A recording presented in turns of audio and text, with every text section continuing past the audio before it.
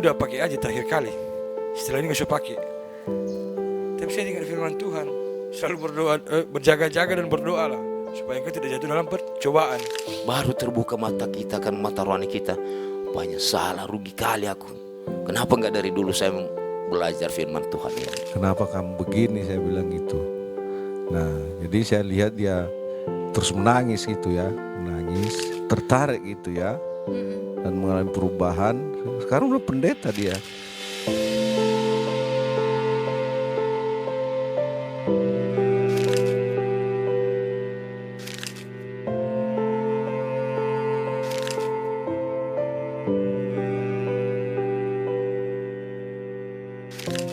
Ya, pendengar di Nahya Podcast kali ini kami sengaja berada di Yayasan Haga Christ. Ini tepatnya di Desa Hilinaa, Kecamatan Gunung Stoli, Kota Gunung Stoli. Ini kalau lihat suasananya sangat asri ya. Ya, sangat asri, adem, tidak bising dan memang mungkin pas sekali ya untuk tahap atau tempat pemulihan ya. Oke, dan pagi ini narasumber saya adalah, saya perkenalkan ya, ada Kepala BNK Gunung Stoli dengan AKBP Arifili Zega SHMM. Selamat pagi Pak. Kemudian juga ada Ketua Yayasan Haga Christ, ada Bapak Otoli Gule STH. Dan juga ada Rinaldi, ini adalah mantan pengguna nafza di Haga Christ Gunung Stoli, Desa Hilinaa Gunung Stoli. Ya, selamat pagi Bapak-Bapak. Selamat pagi, Mbak. Apa kabar? Ya, kabar baik, kabar baik. Yayasan Haga Christ ini Pak, sebenarnya berdirinya sejak kapan sih? Tahun 2016. Oke. Ini awalnya dulu kan kita ada pelayanan di Medan ya, pelayanan gereja. Iya. Nah, gereja di Medan ini membuka yayasan atas keprihatinan terhadap banyaknya korban penyalahgunaan narkoba di bangsa dan negara kita ini. Sehingga di Medan dilaksanakan rehabilitasi terhadap para korban penyalahgunaan narkoba atau korban nafsa ya. Nah, kemudian juga pelayanan gereja juga dibuka di sini. Kemudian pimpinan gereja juga melihat bahwa di Pulau Nias ini sudah cukup banyak juga korban nafsa. Sehingga ada niatan atau rencana untuk membuka rehabilitasi, untuk memberikan pelayanan terhadap anak-anak kita yang menjadi korban nafsa. Iya. Dengan memberikan penguatan secara rohani. Secara rohani selain juga program-program yang sudah ada dari Kementerian Sosial gitu ya. Itulah latar belakang sehingga bisa terbentuklah ini yayasan ini dan dilaksanakan rehabilitasi sini. Oke, sejauh ini sejak berdiri hingga saat ini mungkin sudah berapa Pak yang sudah direhabilitasi di tempat ini Pak? Oh, sudah banyak, sudah. Mungkin sudah sampai angka 200-an gitu ya. Sudah ada yang bukan hanya di Pulau Niasin, dari luar Pulau Nias juga ada datang ke sini. Karena ketika kita tanya kenapa harus ke sini, kan banyak rehabilitasi di sana. Mereka tertarik karena diterapkan terapi religi gitu. Penguatan secara rohani sehingga ketika dia keluar nanti, dia sudah kuat secara mental dan rohaninya gitu, sehingga tidak gampang dia tergoda lagi gitu. Nah, kira-kira begitu. Oke, baik. Ini bersama dengan Pak Pengelola juga ya. Iya Bu. Sehari-hari apa sih Pak yang mungkin dijalani oleh seorang seperti mungkin Bang Rinaldi ya, yang pernah menjalani juga kehidupan di sini, rehabilitasi di tempat ini. Kira-kira apa setiap harinya mereka menjalani apa Pak? Iya, jadi begini Bu. Dari awal kita sudah menerima dia sebagai seorang klien di sini, pertama dia harus menjalani 2 program di tempat ini. Satu program TC atau kemudian program religi. Program TC ini itu mulai dari pagi mereka diprogram untuk bangun pagi lebih cepat, Bu. Jam 5 pagi sudah mereka harus bangun. Dan ada kegiatan pada saat itu yaitu untuk berdoa. Nah, kemudian bersiap-siap untuk kebersihan. Lalu jam 8 mandi dan juga sarapan pagi. Setelah itu mereka mengikuti ada namanya morning meeting. Jadi mereka mengungkapkan perasaan mereka selama mereka tidur satu malam itu, apa yang mereka rasakan, apakah baik atau tidak. Nah, dalam Ini program yang mandu morning meeting ini siapa, Pak? itu ada yang sudah pelayan yang sudah ada di dalam itu memandu itu ya, dan termasuk nanti anak-anak binaan yang sudah mampu dia untuk bisa diangkat dia menjadi seorang pemimpin dalam program itu. Oke. Nah, kemudian di dalam program itu ada istilah untuk saling menegur. Artinya bisa dia menegur kesalahan teman-temannya, tapi dengan harus ada saksi, nggak bisa dibuat-buat. Sehingga mereka saling memperhatikan. Kalau salah, mereka saling menegur. Nah, itu selesai itu kita masuk kepada religi ya, Bu ya. Untuk mereka harus melakukan ibadah. Dengan melalui firman Tuhan, kita dapat memberitakan tentang keselamatan bagi mereka, Bu. Jadi melalui firman itulah nanti mereka akan bisa mengerti sebenarnya apa sih artinya hidup ini. Sehingga mereka tidak menyanyiakan waktu kehidupan mereka untuk melakukan hal-hal yang baik. Mereka terhindar dari semua apa yang dikatakan dengan penyalahgunaan narkoba, Bu.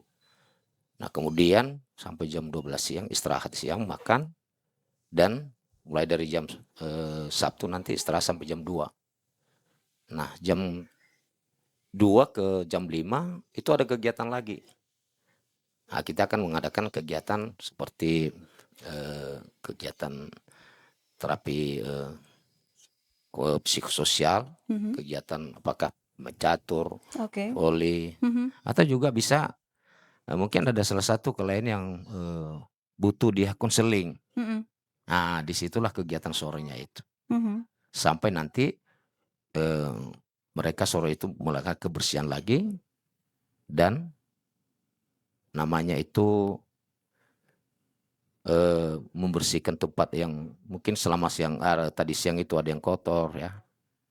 Nah, kemudian jam 7 mereka sudah siap-siap untuk mandi, dan jam 8 mereka makan. Setelah makan ada lagi kegiatan repak malam. Repak malam ini itu untuk mereview kembali kegiatan mereka tadi siang, termasuk tadi pembelajaran dalam firman Tuhan. Nah, jadi setelah selesai itu barulah mereka closing house, tidur. Begitulah seterusnya sampai Setiap hari? Setiap hari. Setiap hari, bahkan termasuk minggu juga, Pak? Hari Minggu mereka juga nanti ibadah ke tempat ini. Diarahkan. Jadi pada umumnya dia ini memang terapi yang kita gunakan di sini yang lebih yaitu terapi religi. Religi. Iya. Oke. Tapi lintas agama atau bagaimana, Pak, di sini, Pak? Maksudnya lintas agama? Apa ada agama selain Kristen Protestan di sini? Oh, ada. Kalau sesuai dengan kliennya, kalau dia Kristen yang terapi agama Kristen ya. Kalau dia Muslim juga dari dari Ustadz itu. Oke. Sekarang penghuninya ada berapa, Pak, klien di dalam, Pak? Ada 46 orang ya. 46. Iya, karena keluar masuk ini, Bu. Ada durasi program yang mereka ikuti selama ada yang 3 bulan dan ada juga yang 6 bulan. Itu, Bu. Jadi makanya ganti-ganti terus. Oke, kliennya di sini meliputi apa saja sih Pak sebenarnya Pak di Yayasan Haga Christ ini? Kalau di sini ada klien dari Inapsa dan ada juga dari ODGC. Jadi dua klien yang kita tangani di sini, yang tangani oleh yayasan gitu. Jadi kita dari pihak BNN kerjasamanya dengan ini pihak yayasan untuk penanganan korban nafsa. Itu. Dikatakan korban nafsa itu maksudnya gimana Pak? Korban penyalahgunaan narkoba. Iya, itu Pengguna lah ya Pak. pengguna dia. Okay. Kalau yang bandar atau dia masuk jaringan dalam kejahatan narkoba itu di proses hukum ke penjara gitu Bu. Nah, tapi kalau dia korban kita rekomendasikan untuk dirawat inap. Rawat inap itu tuh rata-rata mereka berapa lama sih Pak di sini Pak? Itu berdasarkan nanti asesmennya ya, asesmen sebelum direkomendasi atau dirujuk di asesmen dulu, asesmen medis. Apakah dia itu pemula atau sudah pencandu ringan atau sudah pencandu berat. Kalau dia pemula itu bisa rekomendasikan 1 bulan. Kalau sudah pencandu ringan dia 3 bulan, kalau pencandu berat 6 bulan sampai 1 tahun. Gitu. Begitu. Tapi rata-rata di sini Pak pecandu pemula ringan berat atau bagaimana Pak? Iya, hampir rata-rata ya yang sudah berat ini. Berat di sini. Iya. Oke. Kalau kita sebagai kepala BNNK Pak, kalau kita di wilayah Kota Gunung Sitoli sekarang jumlah untuk korban penyalahgunaan narkoba ini itu seperti apa Pak? Itu berdasarkan data ini ya. Iya. Kalau bukan hanya Kota Gunung Sitoli yang kita layani ini ya. Karena ada Polresnya Selatan juga yang menangani kasus. Kemudian ada Polres Nias. Nah, itu yang ditangkap ya atau yang diungkap kasus oleh Polres. Kalau dia itu di bawah SEMA, sesuai dengan SEMA artinya 0,1 gram, itu nanti yang dirujuk ke BNN untuk di TAT. Di TAT artinya tim asesmen terpadu untuk memutuskan apa yang harus dilakukan, keputusan apa terhadap yang ditangkap ini ya. Jadi kalau dia tidak masuk dalam jaringan kejahatan narkoba, maka direkomendasikan untuk rehabilitasi. Jadi data yang ada sama kita, selama 3 tahun ini untuk rawat inap dia yang direkomendasi oleh TAT 45 orang. Dari tahun 2024, 25, 26. 45 orang. Kemudian yang itu rawat inap ya, dirujuk ke sini, ke yayasan. Tapi kalau rawat jalan ada sekitar 35 orang gitu. Iya. Oke. Rata-rata itu mereka seperti pengedar, pecandu itu banyakan mana Pak? Lebih banyak ini pecandu. Pecandu. Pengguna ya lebih banyak. Oke. Baik. Kisaran usia Pak? Ya. Kisaran usia mereka itu bagaimana Pak? Masih muda? Oh umurnya? Iya umurnya. Itu kisaran 15 tahun sampai 45 tahun. Wah, itu yang paling banyak. Itu umur yang produktif ya. Makanya sebenarnya sangat membahayakan sekali narkoba ini. Jadi sasarannya itu anak-anak muda yang sebenarnya seharusnya kan produktif ya. Iya benar. Nah, ini mereka ketika sudah mempergunakan narkoba ini sudah tidak produktif lagi. Nah, kira-kira gitu. Jadi 15 tahun itu kan itu umur anak sekolah itu. Makanya kita BNN melaksanakan kegiatan yang namanya Ananda Bersinar. Ananda Bersinar ini penguatan terhadap anak-anak yaitu dari usia SD, SMP, SMA untuk berikan sosialisasi, edukasi terhadap bahaya narkoba. Nah, itu ada juga program kita yang namanya IKAN, integrasi kurikulum anti narkoba, kita masukkan ke dalam dunia pendidikan gitu ya. Sehingga di usia dini mereka telah memahami tentang bahaya narkoba. Kira-kira gitu Mbak. Oke.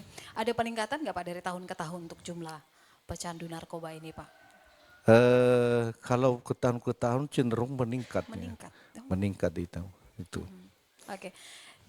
Bersama dengan kita juga ada Rinaldi ya. Saya sangat apresiasi Rinaldi mau bergabung dengan podcast kami di saat ini ya. Bukan apa-apa, tapi mungkin lebih bercerita bagaimana sih pengalaman beliau akhirnya bisa lepas dari nafsa ini. Sudah lepas ya? Iya, Bang Rinaldi saya panggil ya. iya. Saya bisa lepas dari nafza ini. Terakhir saya ditangkap itu tahun 2021, bulan 9. Dan saya ditangkap, saya mohon pada saat itu, pada saat di asesmen ke BNN, saya berjumpa dengan Bapak. Di tempat itu saya memohon agar saya direhab. Karena sebelumnya juga saya pernah menjalani penjara, tapi akhirnya perubahan saya juga tidak ada. Karena di tempat itu saya hanya bergaul kepada ya yang sesama dengan saya. Ya. Jadi untuk niat berubah itu dalam diri saya tidak ada. Saya memohon pada saat itu agar saya direhab. Rupanya dikabulkan. Dan saya dibawa ke rehab ini. Dan setelah saya juga menjalani rehabilitasi di sini, rupanya yang diajarkan kepada kami di tempat ini dulu lebih utama itu dalam religi. Ya, karakter kami diubah dengan firman Tuhan agar kami menyadari bahwa semua perbuatan kami itu salah. Ya. Jadi itulah yang terutama buat diri saya dulu, mengapa saya bisa berubah. Saya dapat meninggalkan narkoba karena saya disadarkan dengan firman Tuhan di tempat ini, di dalam yayasan ini, sehingga saya merasa semuanya itu tidak ada gunanya rupanya. Berarti selama ini saya hidup seperti orang bodoh. Saya dikuasai oleh kegelapan.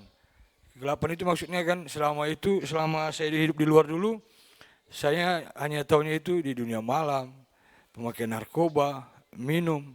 Karena itu pemakaian narkoba ini udah cenderung aja ke situ. Baik juga perjudian. Jadi bisa dibilang hampir komplit. Jadi setelah saya dibawa ke sini, saya disadarkan melalui firman Tuhan, saya diajarkan firman, kami akan berdoa, dan akhirnya saya sadar dan saya ambil niat, saya ingin berubah. Itulah awalnya saya dulu meninggalkan narkoba. Bisa cerita nggak momen yang paling menyentuh Anda saat itu? Karena saya tahu bahwa mungkin Anda pasti sudah dengar firman Tuhan sebelumnya gitu ya. Tapi bisa cerita nggak momen yang benar-benar Anda akhirnya tersadar bahwa yes, apa yang saya lakukan selama ini sudah salah gitu. Ya momennya pada saat kami diberi firman. Apa kalimat yang Anda ingat saat itu yang membuat Anda tersadar begitu? Ada satu ayat firman dulu yang membuat saya diberkati tempat ini. Firman itu berkata, carilah dahulu kerajaan Allah dan kebenarannya, maka semua akan tambah-tambahkan kepadamu.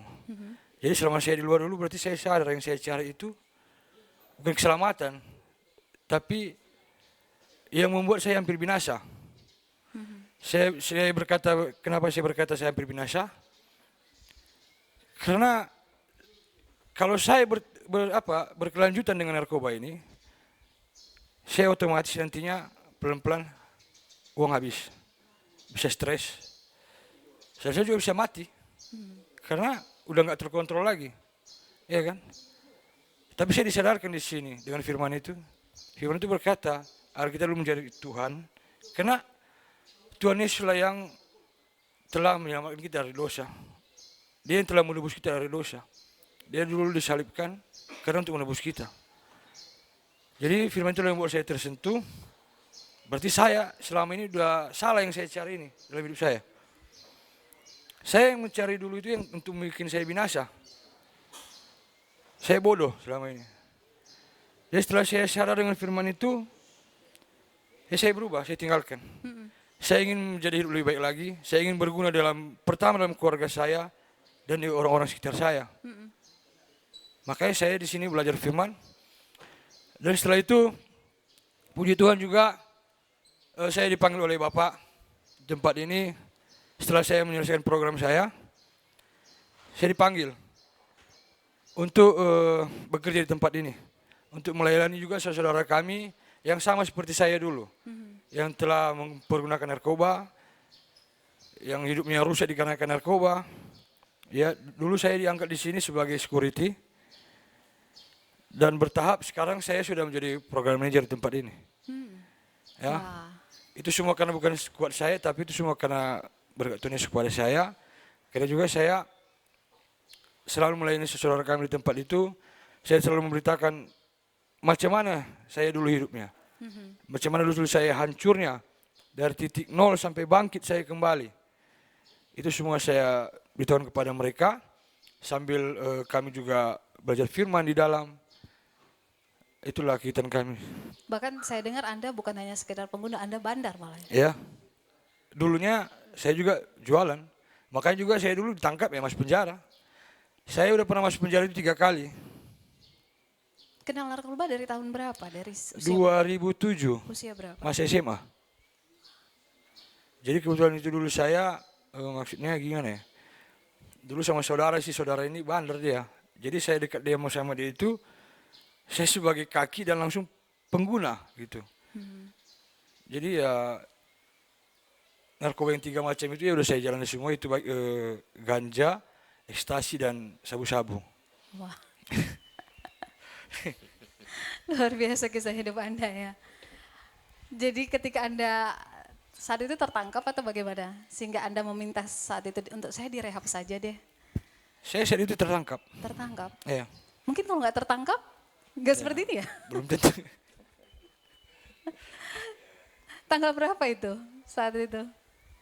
Saya lupa tanggalnya, hanya bulannya saya tahu, bulan 9 baru saya ketangkap. Percaya itu mungkin bukan kebetulan, iya Kak, ya Pak ya. Itu sebuah mungkin rencana dari Tuhan. Ya, mungkin ini rencana Tuhan bagi saya. Saya masih dikasihani oleh Tuhan, saya diselamatkan. Oh ya itulah. Luar biasa. Mendengar mereka ternyata kita punya pengharapan bahwa pengguna pecandu ini bisa sembuh ternyata. Bahkan seorang Bisa. Bang Rinaldi seperti ini ya Pak ya? Iya, bisa. Anda melihat dia sekarang seperti apa Pak? Mungkin Anda yang bertemu dia dari awal sekarang hingga sekarang Anda melihat bagaimana perubahannya Pak? Iya, memang waktu dibawa ke BNN ini dulu untuk di TAT ya.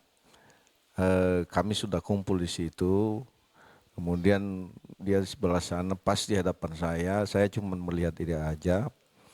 Kenapa kamu begini? Saya bilang gitu. Nah, jadi saya lihat dia terus menangis gitu ya, menangis. Jadi kemudian saya mengajukan beberapa pertanyaan dan juga tim yang ada di situ. Kami menemukan bahwa dia ini sudah capek gitulah ya. Sudah capek, jadi apa salahnya kita berikan kesempatan dia untuk direhabilitasi gitu. Karena tanpa direhab dia ini, dia nggak akan mengalami perubahan. Ya. Nah, karena ketika dia nanti masuk penjara, itu orang-orang yang sama juga menghadapinya di situ. Iya. Dan mungkin bukan rahasia umum juga ya, kalau di penjara itu bahkan kita sudah banyak mendengarkan berita bahwa malah di situ juga ada kan gitu. Peredarannya gitu. Iya. Istilahnya kalau sekolah makin tambah ilmunya kan gitu. Iya, jadi akhirnya diberikan kesempatan sama dia sehingga dia mengalami perubahan yang luar biasa sekarang ini. Kemudian dalam kegiatan-kegiatan kerohanian seperti vokal group juga mereka tetap ini melaksanakan di gereja gitu ya. Kemudian perubahan dalam sikap sudah sangat kelihatan sekali gitu. Iya kan, berbeda kalau mereka yang pecandu itu tidak peduli, cuek ya, dengan yang sudah berubah gitu. Ada kepedulian, kemudian normal seperti biasa gitu. Itu kira-kira Bu. Dari segi fisik mungkin itu sudah jauh lebih sehat Oh kelihatan. jauh, udah dulu kurus ini, kurus sekali dulu ini. Iya, Bapak, sekarang hati Bapak melihat mereka ini gimana Pak? senang. Dan bukan cuma termasuk ini. Wah, Ini dulu Iya. ini juga. penjual narkoba ini. Wah, Saya dulu di Medan lama di sana. Tahu sah. astaga. Jadi bertemu dengan saya sampaikan firman-firman Tuhan supaya dia bertobat. Akhirnya dia tertarik gitu ya dan mengalami perubahan. Sekarang udah pendeta dia.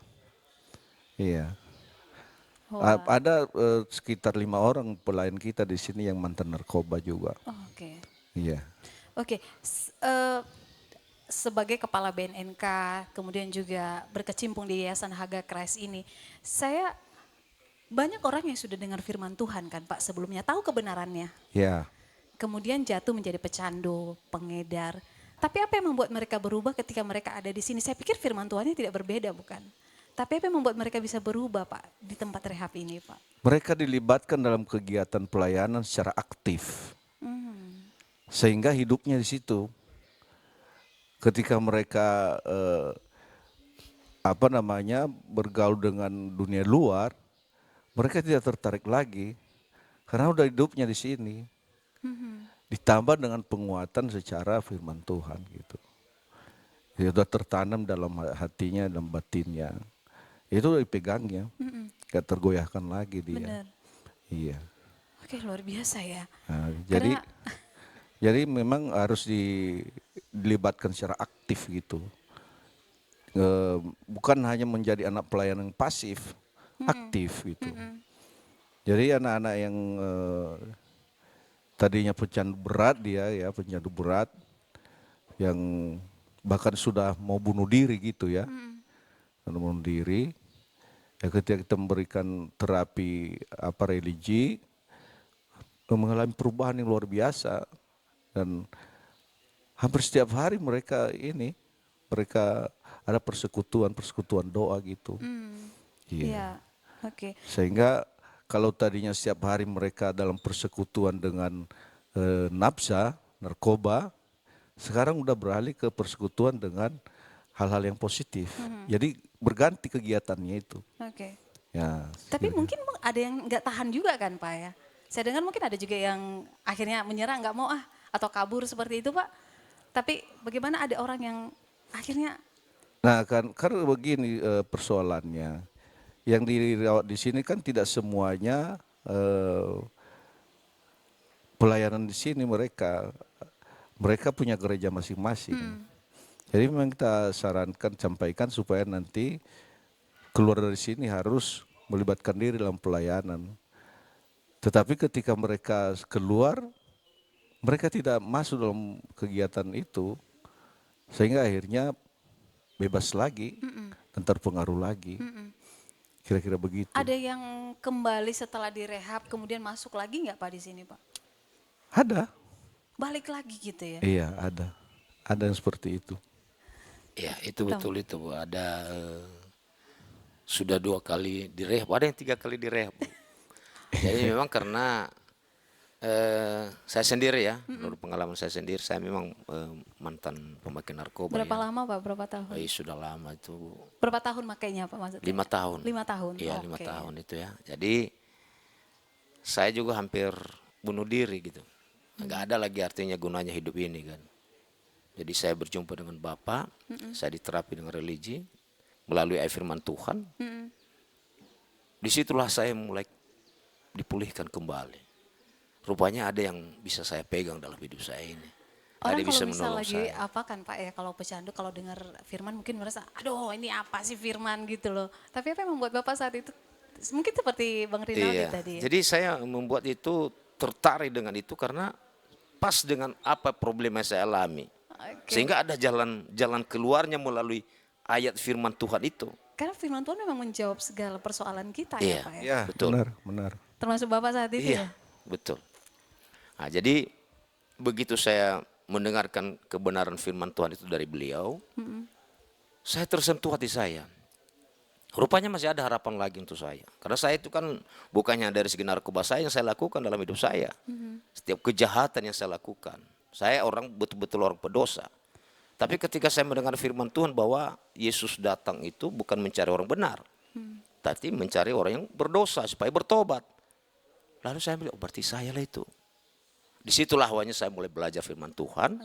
Saya dibentuk, dididik, dan terlibat dalam pelayanan tadi itu. Saya mulai dari situ saya tidak pernah lagi bergaul dengan orang-orang yang di luar sana itu. Saya tetap di pelayanan dan sampai saat ini luar biasa kasih Tuhan. Kuncinya menurut Anda apa? Karena memang dilibatkan ke pelayanan itu, Pak. Langsung terjun ke situ. Iya, kunci satu tadi karena saya memang mau saya selamat. Itu ya, saya mau Berniat, dirubah. Saya ada niat saya untuk mau berubah. Saya mau tinggalkan semua itu. Karena setelah saya mengerti bahwa yang saya lakukan selama itu adalah sia-sia saja. Betul. Itu tidak ada sukacita saya, nggak ada damai sejahtera saya. Walaupun saya menggunakan itu hanya sementara.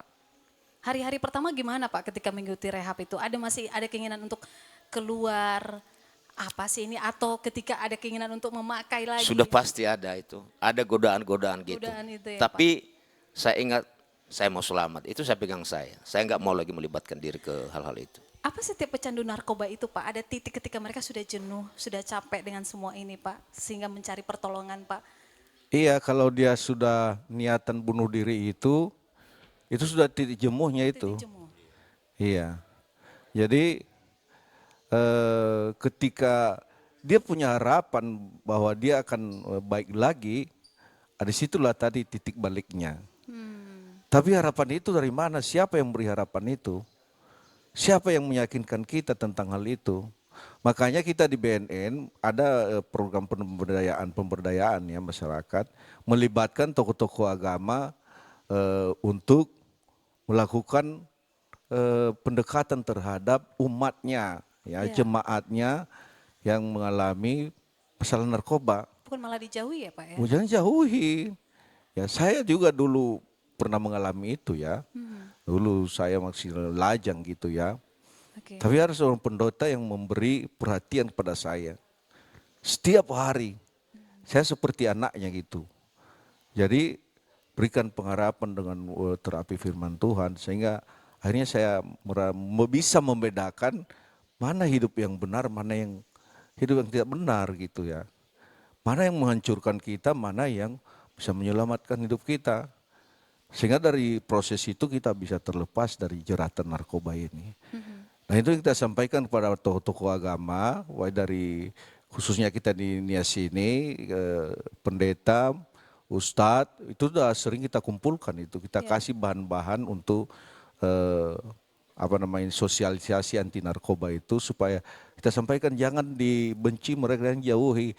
Lakukan pendekatan. Saya kasih contoh saya sendiri dulu waktu masih saya lajang itu, ya betul-betul saya mengalami juga depresi masalah narkoba, tapi saya dipulihkan, saya betul-betul kuat kembali.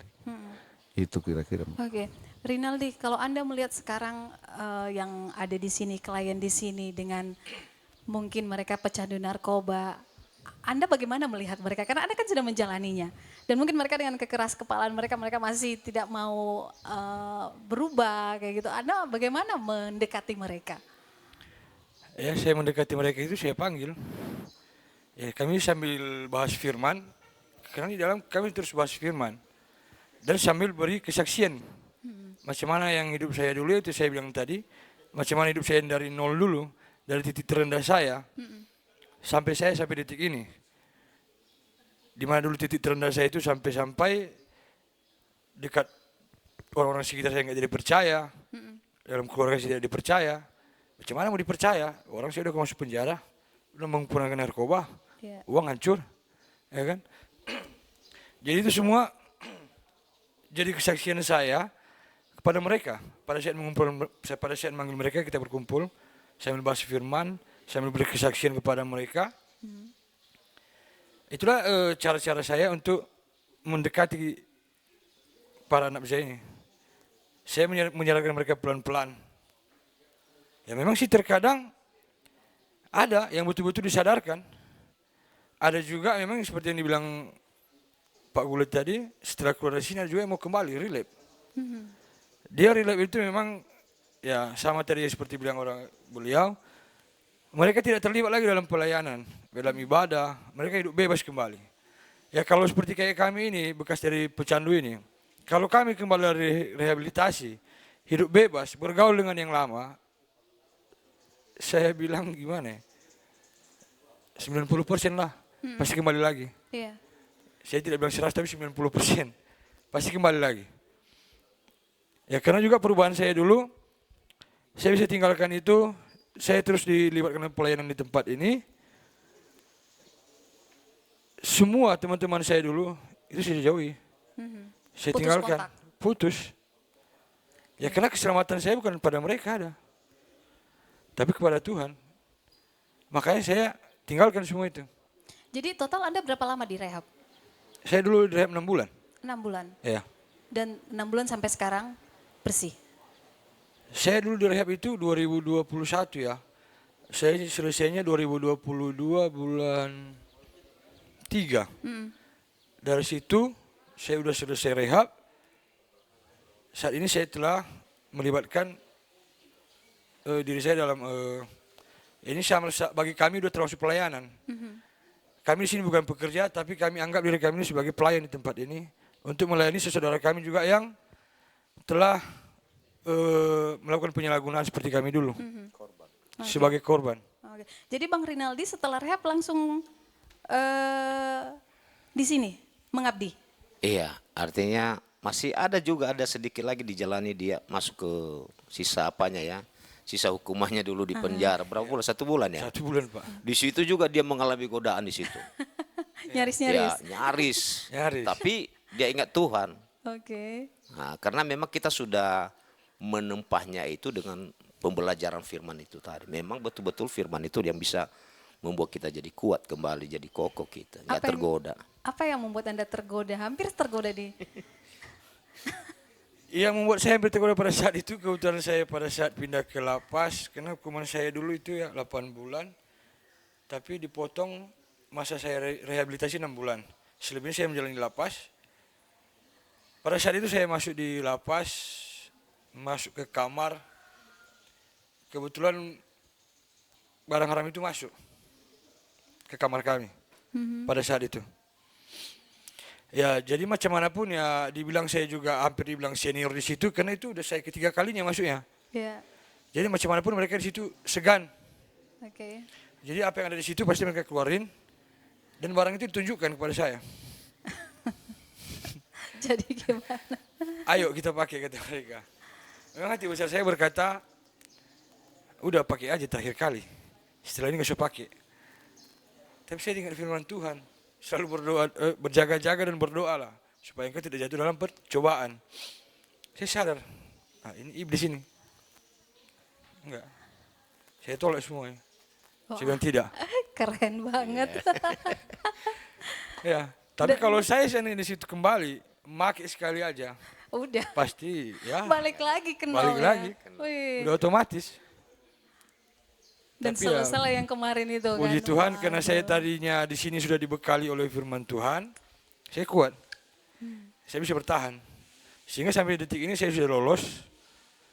Karena juga kami di tempat ini, walaupun kami di sini sebagai pelayan, kami tetap tes urin. Tetap Tetap. Ya memang harus. sebulan sekali atau bagaimana? Seleksi prioritas saja. Tidak harus 1 bulan, lihat situasi aja gitu. Oke, masih bersih sampai sekarang. Bersih, bersih.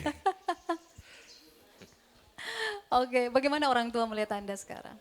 Bahagia. Yang dulu juga kepercayaan terhadap saya sudah tidak ada, sekarang telah dipulihkan kembali. Oke. Ya, karena dulu memang asli sama sekali kepercayaan itu tidak ada. Tapi semenjak saya ikut Yesus, saya berhenti semuanya. Ya, akhirnya kepercayaan keluarga juga pulih kepada saya. Itu yang saya rasakan saat ini. Tapi Anda kan dari rehab langsung mengabdi di sini gitu. Anda belum pernah mencoba keluar? Apa? Sudah. Keluar, Sudah. bekerja di luar dari sini gitu. Oh, setelah keluar dari Iya. lapas. Iya. Tidak, saya tidak pernah bekerja di luar lagi. Hanya kan tetap saya berhubungan dengan luar. Pada saat saya juga ke rumah, kan tetap berhubungan juga. jumpa juga sama yang lama-lama. Oke. Jadi godaan itu tetap ada. Malah yang datang bawa bahan, ayo. Wah. Saya usir. Karena kalau saya membiarkan, berarti saya mau kembali jadi orang bodoh. Iya.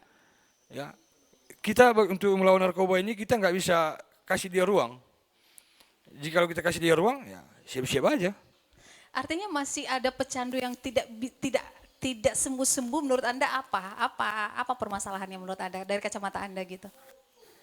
Apa yang masih salah gitu loh? Kenapa saya aja bisa loh? Kenapa mereka belum tidak bisa gitu berubah, bertobat? Ini memang gimana bilangnya? Terkadang juga memang dalam intinya salah satunya itu pergaulan. Kalau masih mereka dalam komunitas itu, mau sampai kapanpun nggak bakal berubah. Kalau masih di ruang-ruang itu aja pergaulannya. Karena memang kita harus meninggalkan. Kalau kita mau selamat. Tapi kan kalau harus misal katakan keluar kota, Iya. itu kan sulit mungkin dilakukan ya Pak ya. Mau nggak mau kan ya bagaimana ya membatasi pergaulan itu sementara ya mungkin lingkungan rumahnya juga di situ gitu. Iya, jadi pengalaman kami sendiri ya, kekuatan kami itu ketika kita di luar komunitas kita yang positif, mungkin kita di masyarakat atau teman-teman yang lama, kita dulu sudah mempersiapkan diri kita untuk tetap berdoa. Karena Tuhan Yesus kan berfirman kan berjaga-jaga dan berdoa supaya jangan kau jatuh ke dalam pencobaan. Iya. Nah, kita pasti akan dilindungi Tuhan dan ada Roh Kudus yang bisa mengingatkan kita itu. Sehingga kita tidak bisa tergoda dengan itu. Kemudian kita tetap berpegang, saya mau selamat. Itu kuncinya. Kuncinya seperti Jadi itu. ketika kita sudah mengabaikan kata-kata itu, habis. Saya mau selamat. Nah, kita ingat masa lalu kita, sudah tahu kita bahwa yang kita alami selama ini, waduh, baru terbuka mata kita kan, mata rohani kita. Banyak salah, rugi kali aku. Kenapa enggak dari dulu saya belajar firman Tuhan ini. Nah itu. Oke. Baik ya, senang sekali ya bisa berbincang-bincang dengan bapak-bapak bertiga, bahkan Bang Rinaldi ya. Mudah-mudahan nanti kesaksian Anda itu bisa didengarkan oleh para pecandu narkoba ya. Amin. Artinya mereka percaya bahwa seorang Bang Rinaldi aja bisa loh. Bisa pulih lagi loh. Iya kan? Apalagi mungkin yang mendengarkan kita mungkin pecandu narkoba ya. Jadi masih selalu ada harapan. Kasih Tuhan itu ternyata bisa menjamah hati seorang Bang Rinaldi, Pak Gule, Iya betul Bu. bahkan Pak Arifeli juga ya. Iya, Dan iya. sembuh sampai saat ini ya. Mungkin selain mungkin mengikuti rehab begitu ya. Dukungan orang tua, orang-orang terkasih menurut Anda juga sangat penting ya. Sangat penting. Apa rencana Anda ke depan? Berkeluarga, sudah berkeluarga? Masih belum. Apa gimana rencananya ke Ya, depan? tetap rencana ingin berkeluarga. Tetap mau di sini atau bagaimana? Ya, masih terus melayani dulu. Oke. Untuk saudara kami yang telah jadi korban narkotika. Supaya juga ada yang diselamatkan seperti saya. Karena narkoba ini memang makin berkembang. Bukan makin habis ini. Saya juga terus mendengar yang dari Nias Selatan, Nias Barat sana sudah semakin banyak terjangkit menggunakan narkoba ini. Dari berita dari kawan-kawan sih. Iya. Iya, oke. Berarti masih tetap ini terhubung dengan teman-teman tapi no untuk tawaran-tawaran itu ya. Ya maksudnya ini terhubung dengan teman yang lama dengan narkoba enggak lagi. Itu sudah putus semua. Putus ya. Ya, Harus memang seperti itu ya. harus. Kalau tidak mau kembali ya jangan. Oke, karena kita mengasihi diri kita sendiri. Iya. Ya kan? Seperti Tuhan sudah mengasihi kita ya, Pak Betul, Gule ya.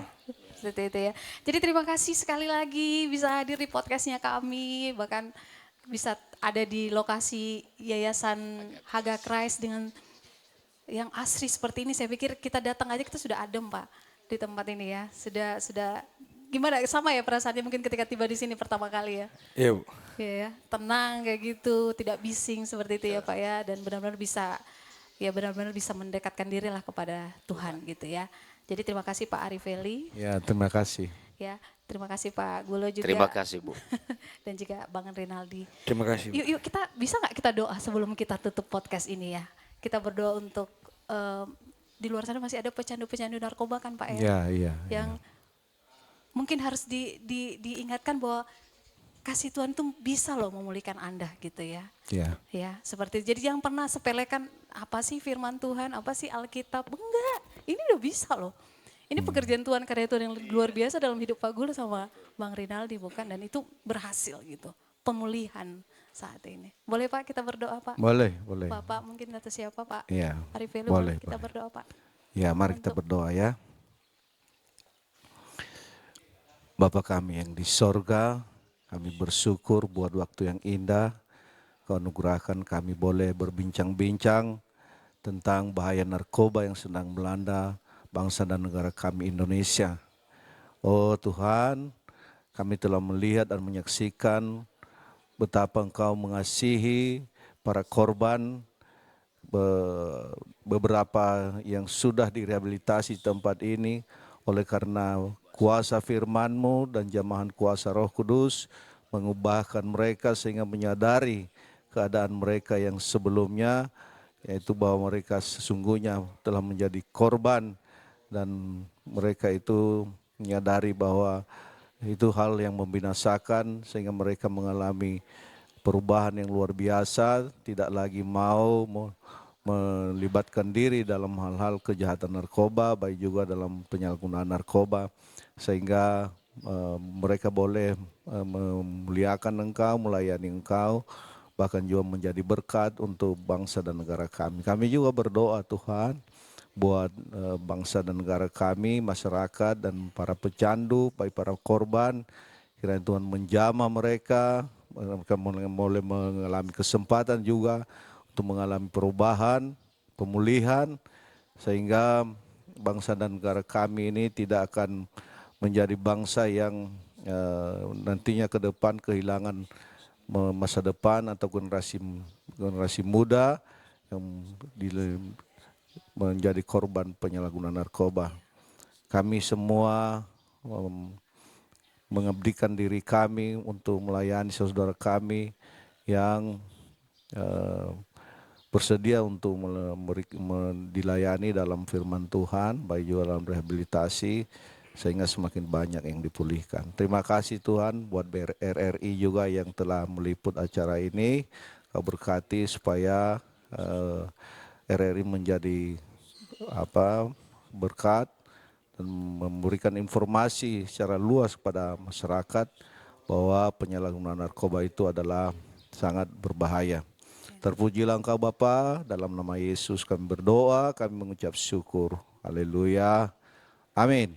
Amin, terima kasih.